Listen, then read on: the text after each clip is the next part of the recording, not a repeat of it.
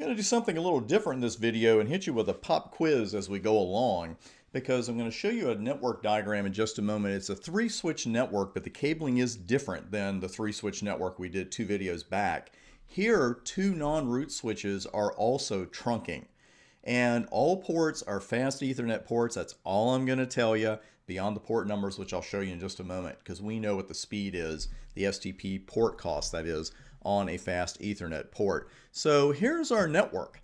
And we have switch 1. Switch 1 is the root, and switches 2 and 3, therefore, are non-roots. You see the cabling. Switch 1 and switch 2 are trunking using their fast Ethernet 1 interfaces.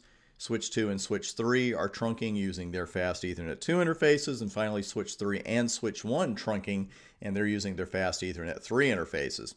So what we've got to determine here is what role each port will play here, and if we have enough information to answer all the questions, and if not, we got to go get it. And then finally we need to say which, at the end of STP convergence, are these ports blocking or forwarding? You know, all 6 of them. So let's go ahead. I would start a question like this with my non-roots, because I have to decide where my root ports are. Switch 2 is going to have one, switch 3 is going to have one.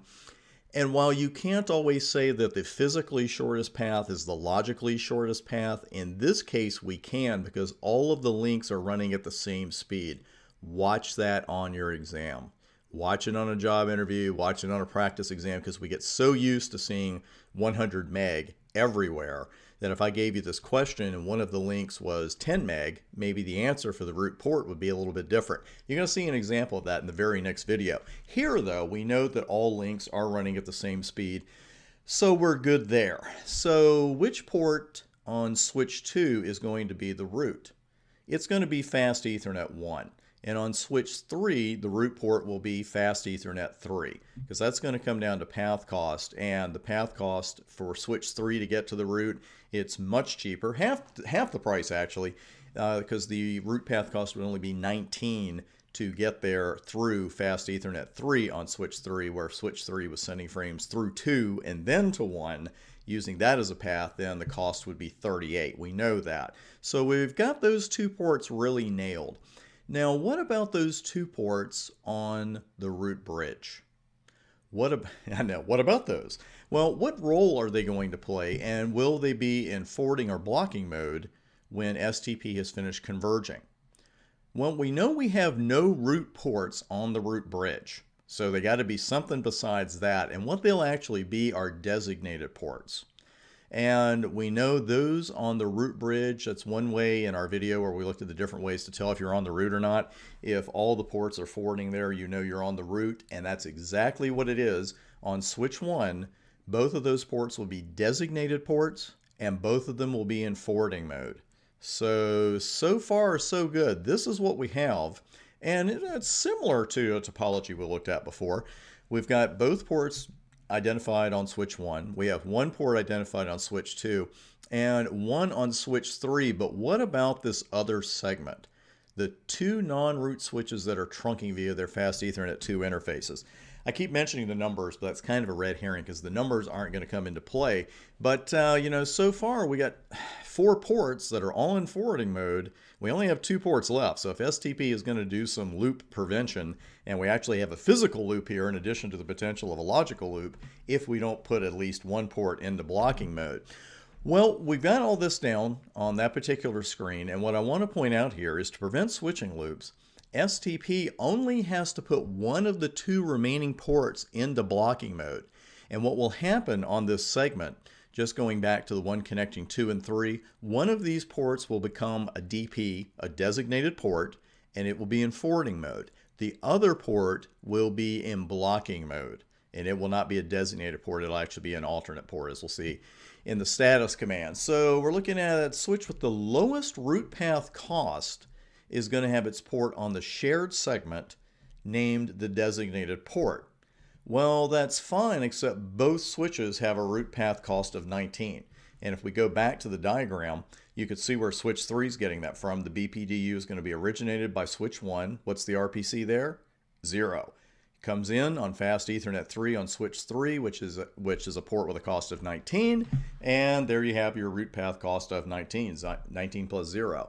Same thing goes for switch 2. Switch 1 originates a BPDU. Switch 2 gets it on fast Ethernet 1, sees it as an RPC of 0, tacks on 19 for the port that it came in on, and you got a cost of 19. So now what?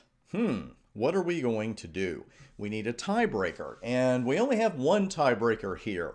The port belonging to the switch with the lowest bid will become the designated port on this segment.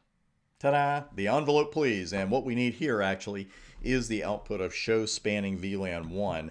And now we'll go ahead and bring up the lab, and you can see, just in case you missed it, I got a little stubborn.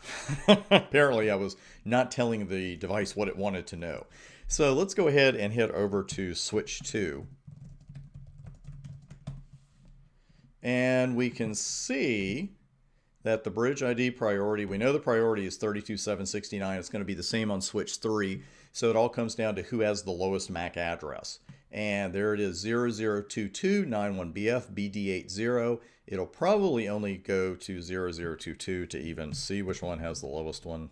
Whoops, I thought I'd open that. Never mind. Thank you. And we'll do a show spanning VLAN 1. And we can see the address here is 001. So right there, we don't even have to compare the rest of the MAC addresses because switch 2's MAC began with 002 right there. And switch 3's is 001, as we saw right here. And we can see also that the theory holds up because what do we have here? Well, here we are on switch 3, and we can see that interface 3, fast Ethernet 3, is indeed the root as we expected. Fast Ethernet 2 is the designated port on this particular segment, on the trunk that's connecting it to switch 2. And it is in forwarding mode. If we go back to switch 2, could have done an up arrow there, you can see that indeed fast Ethernet 1 is its root, as we said, and it's in forwarding mode, but the key is fast Ethernet 02 is in alternate role, and that means it's blocking. So the theory absolutely holds up, and we'll go back and we'll take a look at what we end up with. And again, didn't give you any information here, really. We had to go on the switches and get that information about the bid to determine what the designated port was on the shared segment between 2 and 3, but it's just that simple. And you know, this is a good practice exam question too. That's why I wanted to walk through it this particular way.